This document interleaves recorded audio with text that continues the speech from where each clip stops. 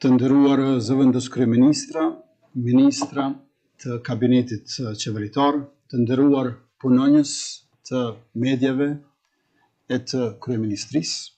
të dashur qytetar, mirë se po takohemi në mbledhjen e parë të qeverisë sonë të re, që sipas protokollit do të duhej të ishte ceremoniale, por që sipas nevojës sot po e kthejmë edhe në të punës.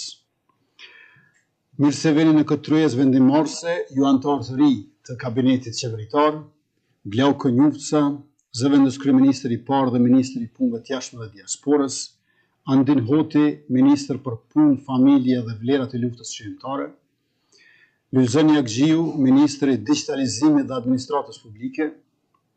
Saranda Bogujevci, ministre e kulturës dhe turizmit, Fitore Pacolli, ministre e mjedisit dhe planifikimit hapësinor, Mimoza Kusari, ministre e industrisë, ndërmarrësisë, tregtisë dhe inovacionit, Blerim Gashani,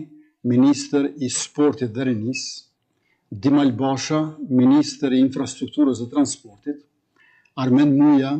ministër i bujqësisë, pylltarisë dhe zhvillimit rural, dhe Rasim Demiri, ministër për zhvillim rajonal. Shërbimi ndaj Republikës dhe qytetarëve me punë e zellë, nder dhe përkushtim është privilegji më i madh që do ta keni dhe do ta gëzoni nga këto ulse këtu dhe nga zyrat tuaja. Mësimet që kemi nxjerr përgjatë mandatit të kaluar dhe përvojën që kemi fituar së bashku me ekspertizën dhe dijet tuaja profesionale, më bëjnë besoj se ky kabinet i ka të gjitha parakushtet që të jetë kabineti qeveritar më i suksesshëm në historinë e re të Republikës sonë, që shumë shpejt i mbush 18 vjet. Ju uroj secilit dhe secilis për detyrën, pritjet që qytetarët kanë nga ne janë dëshmi e vetë standardit të cilin e kemi vendosur vetë ne, të cilin duhet ta nderojmë dhe ta përmbushim çdo ditë. Jemi mbledhur qysh në ditën e parë të punës për të miratuar një listë të marrëveshjeve ndërkombëtare që po presim për një kohë të gjatë miratimin kuvend.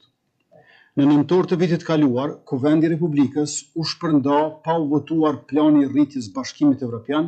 në vlerë prej 882.6 milion euro dhe 3 marrëveshje me Bankën Botërore në vlerë mbi 120 milion euro, duke rrezikuar përfitimet nga ato. Me kuvendin e legjislaturës së 10 të konstituuar dje dhe me votën tuaj sot, po i japim vendit një mundësi tjetër për të ratifikuar këto marrëveshje ndërkombëtare në kuvend. E sot po e riprocedojmë në kuvend edhe projekt ligjin e buxhetit për vitin 2026, të cilin e patëm miratuar në mbledhjen e 31 tetorit të vitit kaluar.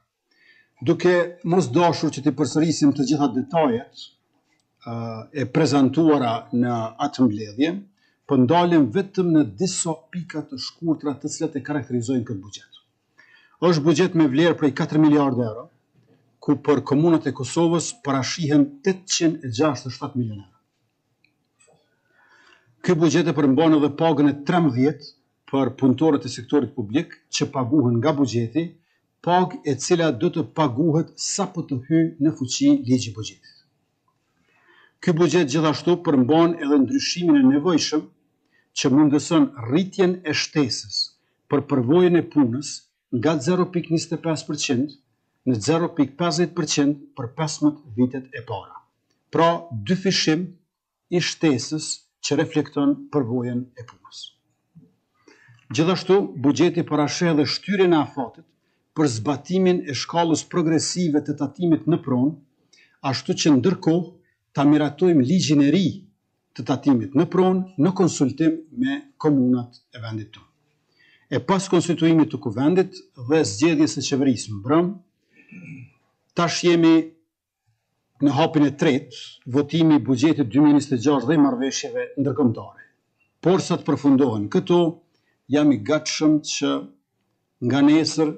të fillojmë kontaktet dhe diskutimet me subjekte tjera politike për çështjen e presidentit. Si kabinet qeveritar, do të shihemi shumë shpejt në mbledhjet e radhës, në mbledhjet e rregullta të qeverisë sonë, ku do të përmbushim një nga zotimet tona, duke filluar me 5 vendimet e para për të cilët jemi zotuar para qytetarëve tonë, e vendimin për to e nisim pikërisht edhe me këtë mbledhjen e sotme.